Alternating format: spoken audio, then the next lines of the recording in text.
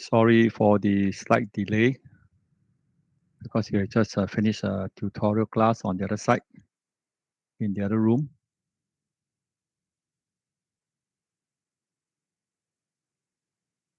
So let's continue where we left off. Quick recap while the system is starting up. Okay, you can see it now. A quick recap on what we have covered so far. We've started on the second part of the maybe 4 parts of your artificial neural networks. So in this second topic of artificial neural networks, we looked at the multi-layer neural networks. This came about. This was motivated because the early on the single perceptron was unable to do a bit complex things where the classes where the classes are no longer linearly separable. So you find that in the example of the exclusive OR, the perceptron was unable to learn that function of the exclusive OR. It learned very well the AND function and also the OR function. Unfortunately, it was not able to learn the exclusive OR.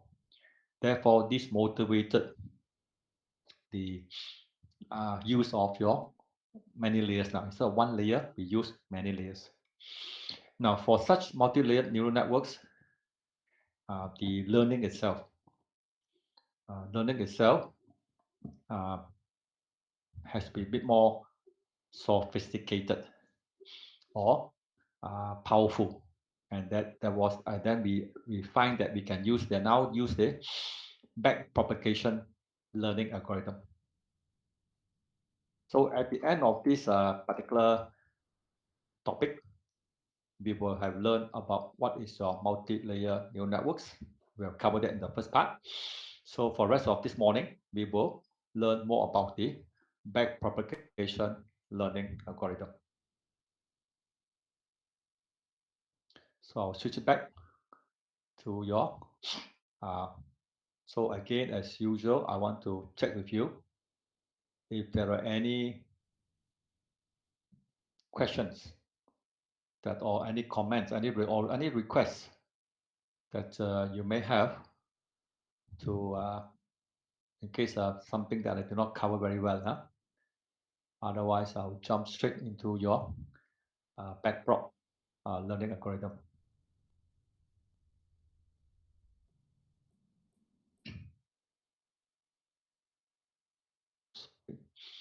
I'm still not able to get that.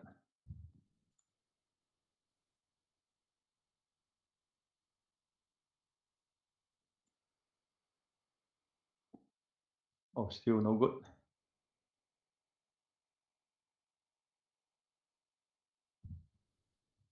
Give me a minute. I'll set up go to the right page to continue. Okay. You should be able to see it now.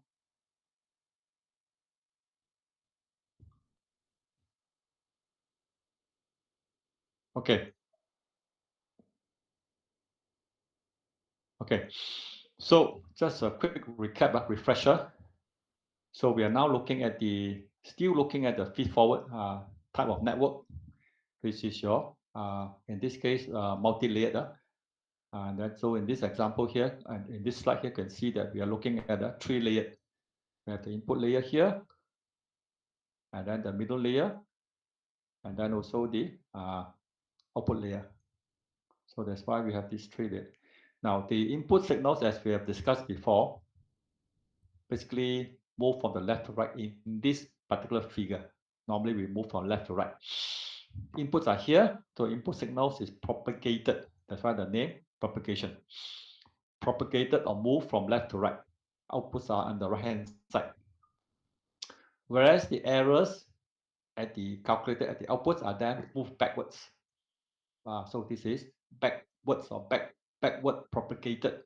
That's why the name back propagation.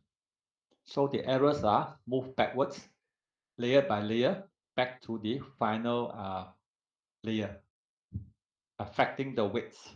This will change the weights, adjust the weights. So the errors are moved backwards, whereas the input signals are moved forward. This is where we were. We were stopped. Now we look at the core idea, the actual core idea, the core concept, how such networks such networks work, or such networks have been very useful in solving many difficult and challenging problems. That is your back propagation training algorithm. For those of you, I think about two groups started looking at the lab number 4, or maybe all of you have started looking at the lab number 4, the last lab. You would have learned about the some parts of this training algorithm, right? Although we did not touch on the MLP, we only touched on the single perceptron to learn the N function that was in the lab practical number 4. So in this particular lab, in this particular lab, I think the trying to build using MATLAB, we have to initialize. When we build a brand new network, when we set up the, we know the inputs and we know the outputs, right? So we can define the output layer, and we can define the output number of output neurons. But the so-called the art, the magic is actually in defining the number of hidden neurons, or neurons in the layers in between, or the middle layers.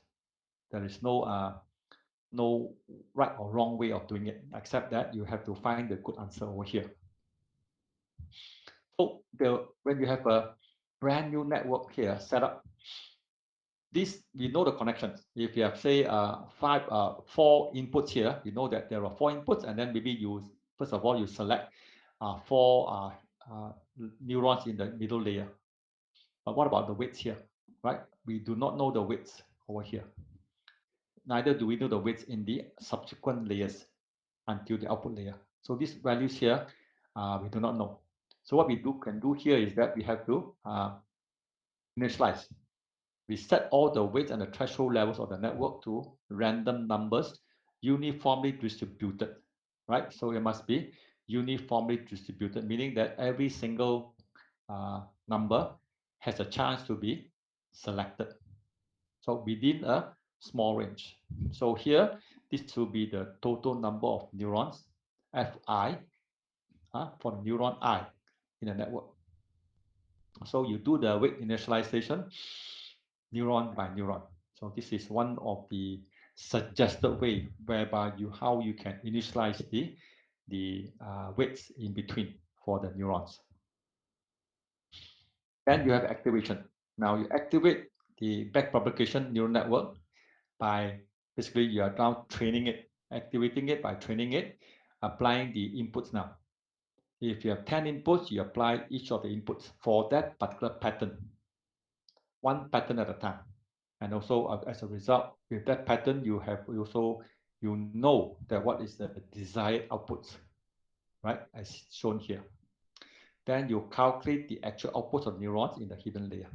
So normally for such MLP or multi-layer perceptron network, you use your sigmoid. You do not normally use your either the sine function or your what do you call it, the hard limiter, right?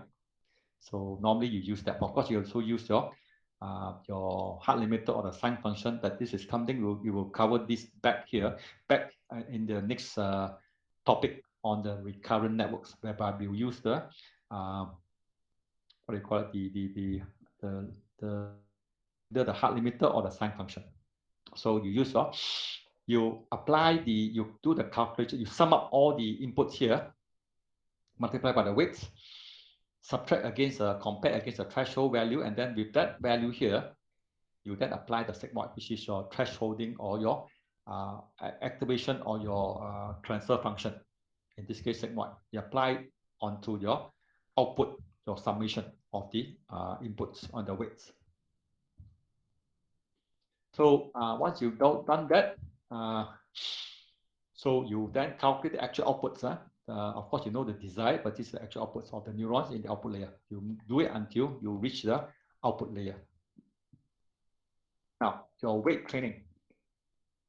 In step 3, you then adjust the weights. That's why when you adjust the weights, we call it weight training. You train the weights, you adjust it back so that you finally get the actual output that you want. You update the weights in the back propagation network, propagating backwards the errors associated with the output neurons. That means that what is the error of the output layer, of the output on the output layer, and then you use that error to adjust the weights all the way back to the input layer. Firstly, calculating the error gradient for the neurons in the output layer. Now, this error gradient denoted here in this equation below for the iteration p, or your epoch p, or your time p, equals to this as shown here. So you can see here the multiplication of 3 parts, right? So you have your v of k, p multiplied by 1 minus this will be the output multiplied the error. The error is here shown here, is denoted by the actual desired output minus the actual output. So so you know your desired and you know your actual output calculated from here. So this will be used in the error and then multiplied by the actual output here. Then you actually now, how much of the weights do I need to change? How much of the weights do I need to change? So you change the weights by calculating the weight correction. This is your how much you need to change the weights by the amount of error you have detected, in this case, the error gradient for the neuron. So it has, I think we talked about this before. Alpha is your training, how much, how fast you want the network to train. And we also discussed it before, that's saying that your alpha cannot be too large. You cannot be too impatient. You have to be patient. That means that you cannot learn very fast. So the value for alpha shouldn't be very large. If it's too large, you'll find the network actually will not learn very well. Right? Sometimes in some cases, it just refuses to learn because you have set the alpha too high a value. This is for your multi-layer perceptron network. The same goes for your other networks that you are dealing with later on. If you are dealing with an artificial neural network in your FIP, you should be careful. What are the things you can adjust? These are things you can play with. Alpha, maybe if you find your network is not learning very well, you need to tune it down. Normally, you tune it down, slow it down, and then of course you also later on you see that you also can tune the final error rate, because if the error is not good enough, you find that the network is not able to learn. My student now, my FIP student, he finds that he's only getting about 65% accuracy for his network, the CNN. And then he need to tune, need to play with the different parameters of the network to actually make sure he learns. One way to check on this is what? After training your network, you present it back the same patterns you used during your training. You present back to the network the same patterns it was learning before. Now, obviously, if you're presenting something you have been trained with, what do you think I should get? Right, I should get the almost 100% accuracy, right? Because I've been trained on that. So it's a like they say in English, it's a piece of cake, right? It's so simple, right? So I trained with this, so it's like saying that the exam come up the same questions you did before in your tutorial. So you should be able to do very well, right? Of course, if you do not do very well, so if I present the same training patterns and the network just only can give me 55% accuracy, what does it mean? That means that the network has not been able to learn. So there it is. So you need to further train it by either tweaking the parameters like alpha, or you can change the final error where it's supposed to stop the training. We will come to that later on. So far so good. Right, we'll continue. Then once you calculate the weight, correct, how much weight to change, then you update the weights at the output neurons first, at that output neuron layer, right? So these are the calculated outputs. So at that output neuron, the weights connected to the output neurons, you change the weights for this new iteration or new iteration P+1. So P+1, the weights, the new weights will be the old weights for the same connection plus this weight correction now. This is your weight correction. So add this inside here. This will change it, right? This is your back propagation training. Then after you've done it for the output layer, now you move to the next layer, which is your middle layer, right? Hidden or middle layer. So again, but the error gradient now, the error gradient here, this is for output. The error gradient here is slightly different, right? So this is the major change here. So this is the output of the neuron, and then this is the error gradient for the neurons in the middle layer. This is actually for the given as such. So then you, of course, you need to calculate as a result of this error gradient. From this error gradient, you can then calculate the weight corrections at that middle layer. How do the weights change for that middle layer?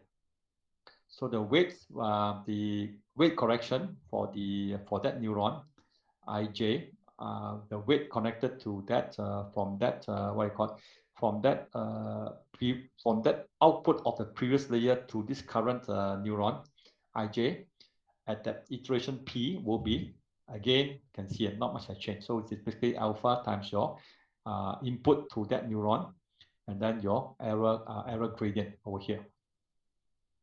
Now the weight correction, the delta, okay, if you were to expand, some of the books, some of the papers suggested a momentum term. So you can see here, this part here highlighted in red.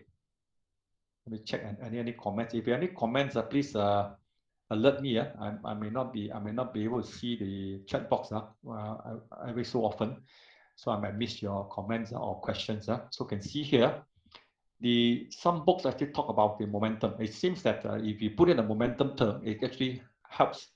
Now, what's the momentum term? This one is with the momentum term. This one doesn't have a momentum term.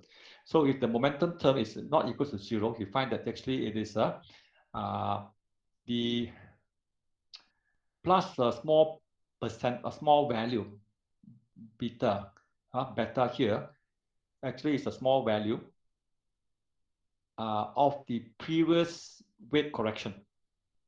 It's a weight correction of the previous iteration, P minus 1, right? If you calculate on P minus 1, then the rest just add this part here to the earlier part, which is your weight correction without the momentum. So this is complete, if you like, this is a complete equation because it takes into consideration the momentum term. And of course, once you calculate the weight correction, you can then calculate the new weights, how the weight should change, right? It's the old weight plus this weight correction, delta WIJP from the previous iteration. Right? So you then increase iteration P by 1. So you then, once you finish that, you then move it after you've done it for all the neurons in every layer. Then you increase the next iteration by 1, P by 1, and go back to step 2, which is activation. You copy again. What is the output at the final layer? Right? Calculating all the outputs of neurons layer by layer until you reach the output layer. Until the selected error criterion is satisfied. That's what I meant. So at the start, you need to decide what is your error criteria that you can accept. Is it 0.1% error acceptable, or is it 0.001%? Right? Of course, if you have a lower error criteria, your network has to work harder. In order to achieve a lower error criteria. Of course, if you are happy with a high error, right? Say 0.2, 0.3. Normally 0.2, 0.3 is very large already, right? It's very, actually too large. It never goes beyond 0.5, 50% error, right? Something like that. It's too high. So error normally is quite low, right? Because at the end of the day, you want to have high accuracy. So as an example, we consider the 3-layer back-propagation network now. As an example to see how this is done. Now, suppose the network here, the 3-layer back-propagation network, has a network required now to perform the logical operation exclusive OR. We know that, remember, recall that we have been able to do it for the AND function. We can do it for the OR function with just a single perceptron. But we know that the single perceptron cannot handle the exclusive OR. Therefore, now we want to try it with the 3-layer network for the exclusive OR, which has evaded us, which has we are not able to do it for the single perceptron. Right? So we now apply the 3-layer network for this to teach it to learn, to teach it or to get it to learn the exclusive OR function. So this is what basically the network looks like. If you have a 3 neuron, 2-layer with 1 hidden layer, and the output layer of to learn the exclusive OR. So quickly go through, point out to you one of the highlights, one of the important points. So these are the inputs x1, x2. So we are again taking a simple example of the 2-input exclusive OR function. And then we have we just set 2 neurons in the hidden layer and 1 output in the output layer. That's sufficient. One output here. So now these are the weights connected from input 1, right? Okay, we call it this is okay. This is if we call this neuron 1, neuron 2, and then this is actually, these are not actually neurons. These are just our inputs. But for completeness, we normally call this a hidden layer. Oh, sorry, input layer. So you can see here, this is neuron 3, neuron 4, neuron 5, highlighted in blue. So this is the weight W13 between input 1 and neuron 3. This is input 2 with neuron 3, and this is input 1 with neuron 4, and so on and so forth. The next layer, the weights are so named as such. This is the weight between neuron 3 and neuron 5, neuron 4 and neuron 5.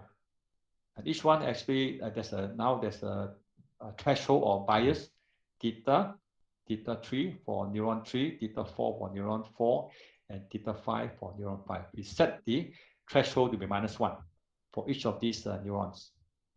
So that is your complete network that we have for try to solve your exclusive OR. Now, the effect of the threshold applied to a neuron, the bias, the threshold, in the hidden output layer is represented by its weight theta, or here, -1. And this is connected to a fixed input value equal to -1. Now, the input weights here, as we can see, we have a network and we know what it's supposed to do. And we also know what is the input values, x1, x2 for various combinations. And then for various input combination, x1 and x2, we know the expected output or the desired output for the network itself, which is y5. But what we don't know are the weights here. For a brand new network, what are the values for these weights? So we go back to our earlier discussion. That is actually, there's a certain formula given to us to guide us to set the values for these weights. So we've done that. And the weights here for this case is -0.5, -0.9 for 1,4. 1,3 is -0.5, and 1,4 is 4. 1,4 is 0.9. 2,3 is 0.4. 2,4 is 1.0. 3 weights. 3,5 is -1.2, and so on and so forth. Right? So this is randomly set. So meaning that you can set any value that you want. But of course, you also appreciate that if I set the wrong weights, it might take the network a long time to learn, or worse still, it just refuses to learn. So that is also possible.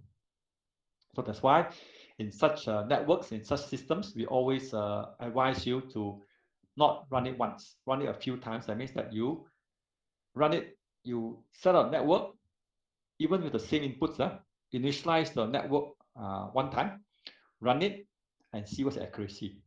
Then stop the system, refresh your network, or refresh your system with a new set of weights, and let it train again, and let it learn, and let it test it again on the same inputs and outputs. What's the accuracy? To what's the word I'm trying to use? To actually compensate for the sensitivity of the network to the initial values that you set for your weights. Right, the weights itself has an influence, will affect your outputs. Either taking it a long time to learn, or or even not learning, right, or learning not so well. Yeah? But of course, if you set your error rate to be quite low, the network, no matter what values you set for the weights, will also still give you pretty good answers, or almost the same answers. End of the day, I don't care about my weights, initial weights. Of course, if the network is able to learn, the weight should be almost the same, because by adjusting it. So this is what we have for this particular example. So the theta 3 is 0.8. So in this case, you can see here my theta here, or this theta, this is a value, this is my theta value, this is fixed to -1. So -1 multiplied by theta 3. Theta 3 is actually considered to be same as your weight for this connection, your threshold. So theta 4 is 0.4, theta 5 is -0.3. Now where's now? Theta 3 is 0.8.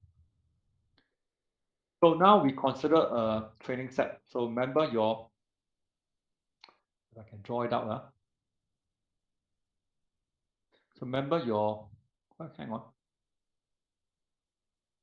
Okay, so it should be here. So you have your 0, 0. Remember your accuracy all is a 0. So if it was 0 and a 1, you get a 1. A 1, 0, you get a 1. And I get a 1, 1, input 1, 1. What is it? It will be a 0. So this is your input patterns, input-output mapping for your accuracy all. So now we consider a training set. Once you set the initial weights here, so now the network is ready to go, ready to be trained. Right? So we arbitrarily consider a training set where the inputs are x1, x2 are equals to 1 and equals to 1. So this case here, the last one here. Both x1 and x2 equals to 1, and the desired output is a 0. So the actual output for neuron 3 and the neuron 4 in the hidden layer, so we need to calculate back. Now, based on these inputs here, 1, 1, we need to calculate the output of neuron 3 and neuron 4, which we have done for the two groups this morning. We have attended the tutorial. You now appreciate why we need to do all these things. So here, we calculate this. Now, we calculate that by combining the inputs and the weights in here, and then apply the sigmoid function on top of the actual output here. So this is what we get. So with that, the output of neuron 3 should be 0.5250. And similarly, if you do the same thing for your Y4, this neuron over here, you will get 0.8808.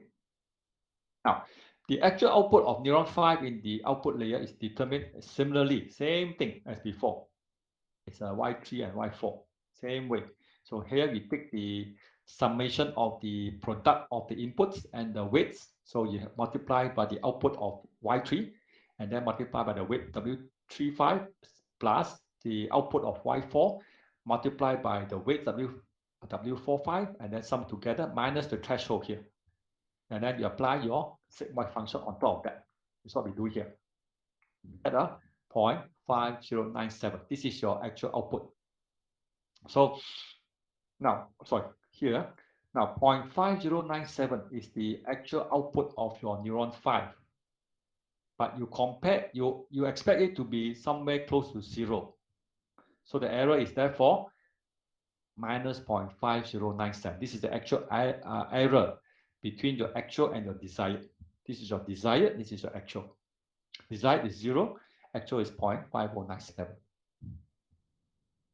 So once you calculate the output now, you have to go back to adjust the weight so that the network should learn that this is wrong and this should be 0 instead of 0.5097. So to do the training, you need to update the weights and the threshold levels in our network. We then move the error backwards, propagate backwards from the output to the input layer. Firstly, we do this by calculating the error gradient for neuron 5 in the output layer, the last layer.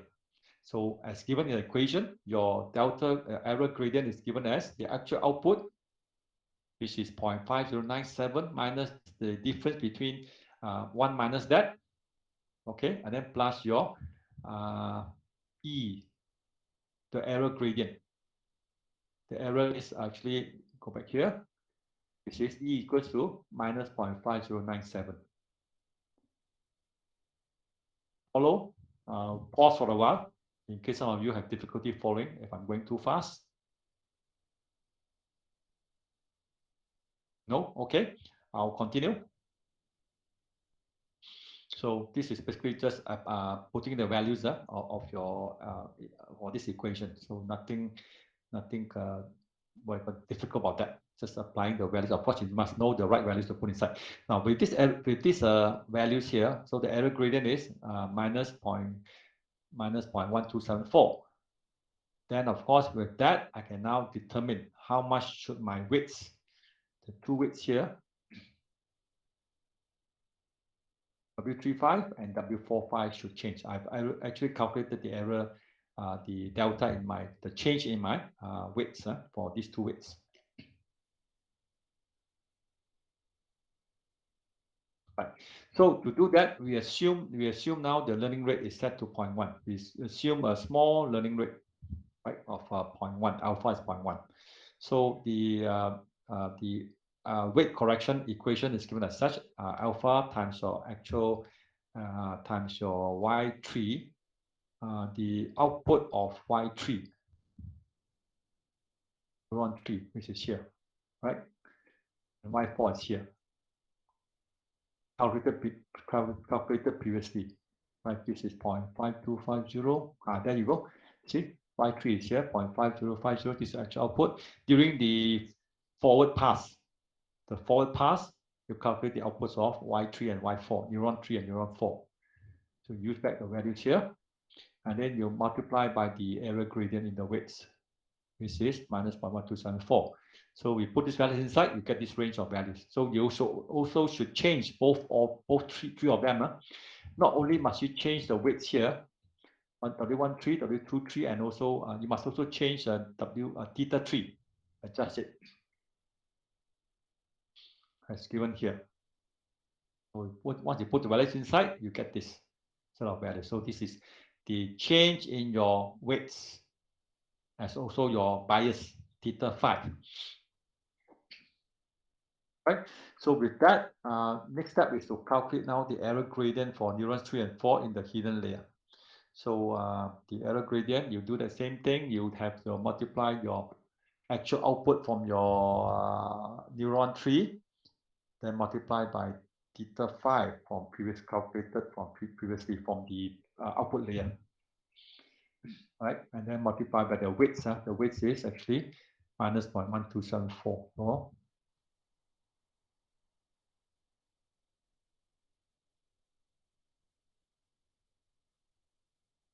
Right, you see here, theta 5, 1274, and 1274, this is theta 5 multiplied by the W3, the weight from earlier weight, W35, right here, back here, 1.2, right, 1.2. Right, so once you get that, what else can I say? So this is actually there. So you get this value. So this is a change in your the error gradient in the change in your weight for theta 3. Theta 4, similarly, put the right values inside, you get minus 0.014. So finally, we're now able to change the weights for W13, 23, theta 3, 14, and 24. So you see here, 1, 2, 3, 4, 5, 6 values. Right. Values here. All this must change. So you put the values here, multiply by the training rate, which is 0.1. We assume 0.1. And these are the inputs. Remember, we say that we are only considering the input set of 1, 1. 1, 1 here. And then you multiply by the change in your affecting your neuron tree, which is here, this set, 0.0381. Similarly, do it for theta 3, the threshold bias, and then you similarly do it for the other neuron, which is neuron 4. So now, finally, with all those values here, right? So we know how much to change for each of the weights, right? Over here. So yeah, 6 plus 3, 9 sets.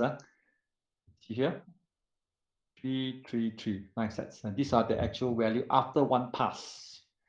After the first pass of 1, 1, input pattern of 1, 1, output is 0, 1 pass, right?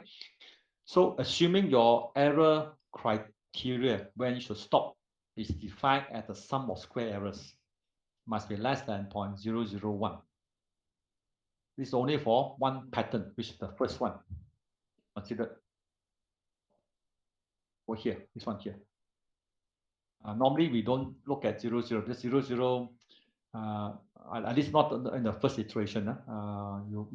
Because all zeros, so nothing much has changed. So normally we treat with this one first, and then the next one will be probably this one, 1, 0. Input x1 is 1, input x2 is 0, and then actual output is 1, and you do the same thing again. After that, finish adjusting the weights with the new weights. You then calculate the actual output for this pattern, right? So clearly you can see that I will not get any results. It should not converge after one iteration, right? It's not good enough. Right? Normally it takes a few iterations to learn all these 4 patterns. And this is after presenting all these 4 inputs patterns. You'll find that this is considered just one epoch, one big iteration, right? So this is one iteration. So as I said before in the previous lecture, there's a whole lot of calculation going on. So it takes a long time. I think without computers and fast processors, you're not able to do such calculation quickly enough to be of any real use. Right. So if you were to plot the error, the sum of the square error at the start, right, until it's less than 0.001. This is what we have arbitrarily defined. We want to say I want to stop at 0.001, assuming it's good enough. Of course, you find that you still have high errors in terms of learning the patterns. You might want to consider reducing this, right? You can see here, after about 250, maybe 220, 224 epochs, for each pattern, you find that the error slowly decreases only after 224. Imagine you calculating 224 iterations, epoch multiplied by 4 patterns. There's again, as I said before, there's a whole lot of calculation going on right before it actually converges. Also, it depends on your starting point. What are the weights assigned to your network? If it's not assigned good enough, it might take a longer time to converge, but it will still converge. Right? Normally, it will still converge because it's a simple network, considered simple. We know it was able to learn very well with just 3 neurons, as shown in the example here. Right, so finally, after 224 epochs, what happens? You can see that this is my truth table of my expressive OR. 1, 1, 0, 0, 1 is a 1, 1, 0 is a 1, 0, 0 is a 0. Now, after the network has converged, right? So you look at the final output, which is here. So you can see here, my actual output for 1, 1 actually is 0.0155, not 0. Again, there's no such thing as 0. If you look at it closely, there's no such thing as 0. I can have 10 zeros behind me. It's still not 0, right? So there's no such thing as 0, unless you say that anything below this is considered 0. So in this case, I can see that anything less than 0.01 is considered 0. So as a result of this actual output, versus the desired output. There's an error now of minus 0.0155, 0 minus this. So the next one is 0, 1. We know that for exclusive OR, if it's 0, 1, the output should be a 1. But it's close to a 1, not 1 yet. It's 0.9849. The error is smaller than before, almost the same, almost the same, but it's 0.0151. So it's still close to 1. The same applies to the next two patterns of 1, 0, and 0, 0. You sum up all the errors of the square the errors, sum it up, you get 0.0010, which is what we wanted over here. So once you exceeded this error rate, so error itself, I will stop. So that's why I stop. But the error, the output is still not exactly 0. So maybe you can apply a simple thresholding. Anything less than 0.01 is considered 0. Anything less than 0.0175 is considered 0. So you gotta, so you can say you can safely say that my network has learned the exclusive OR in this case, right? So finally, you see that this was what we have. Sometimes I can see here, this is also known as your McCulloch-Pitts model. This is the McCulloch-Pitts neuron to solving the exclusive OR. So this is the final weights and the thresholds, theta. Finally, after learning the exclusive OR operation. Right, so you can see here, these are the actual weights. Now, let's revisit back what we have studied before in terms of the decision boundaries of the decision hyperplanes for n dimensions. So in this case, it's 2 dimensions. The first one shows you the what happens for the neuron number 3. Neuron number 3 actually learn to give you this decision boundary. Right? It learns this boundary from the previous this neuron here. It learns this boundary. Separate the black dots from the white dots. So basically, separate this white dot from the other 3 dots here. Right, this is what this will be your output 1, Boolean 1. This is 0. 0 will be represented as white. Black will be 1, logic 1. Now, second figure here is actually the decision boundary learned by your neuron number 4. And it's actually same thing, separating just the white neuron, no, the white output from the black dots. Right, so white from the rest. So we only take care of this white dot here. This one takes care of the white dot over here. So 2 of them. You can see that this is linearly separated, but still not good enough. Now, finally, you have this. You can call this a mother neuron to take care of these 3 neurons, these 2 neurons. So you can see here, this is a fourth, the final neuron number 5 is it constructs this boundary now. It combines the 2 decision boundaries created or learned by neuron number 3 and neuron number 4 to actually give you this decision boundary, right? So neuron number 5 only takes care of these 2 neurons, the decisions from these 2 neurons. That's why you have this. That's why you need to have this third neuron to actually combine the 2 inputs, the decision boundaries given by the earlier 2 neurons in the middle layer or hidden layer. Okay, so we just nicely completed this. So what have we learned? We learned about the multi-layered neural networks. We look at architecture. We also look at the motivation. Why we need to have this multi-layer instead of a single layer perceptron. Neurons is still the same. It's still basically as long as you see neuron.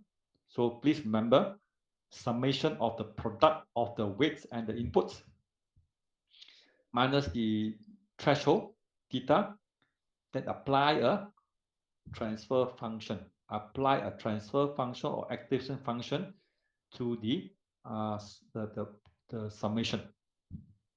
That would then become the output of that neuron.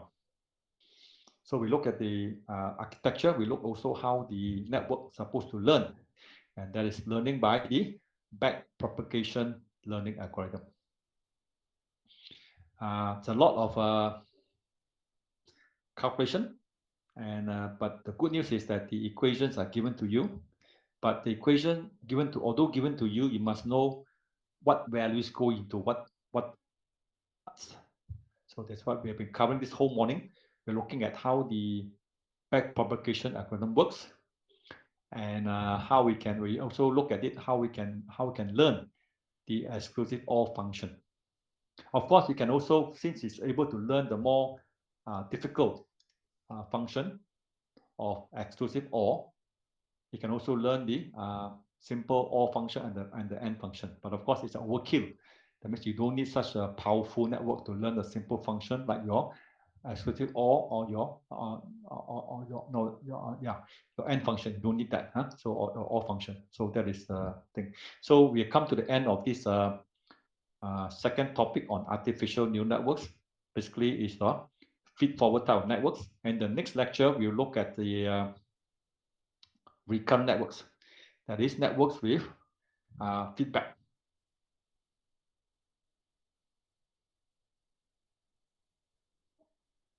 Okay, so I'll stop here.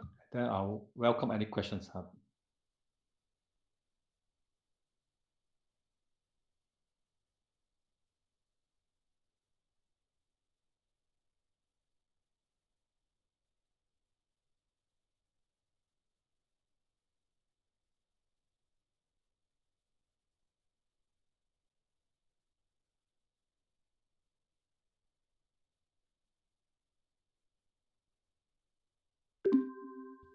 Okay, are there any questions? If no questions, we'll stop here. And I'll see you back at the next lecture where we start on a new topic on recurrent networks this Friday. So tomorrow morning, we still have the tutorial with the other groups. Okay, I'll stop here so we can leave now for your next class. Welcome. Thank you. Bye-bye. Take care.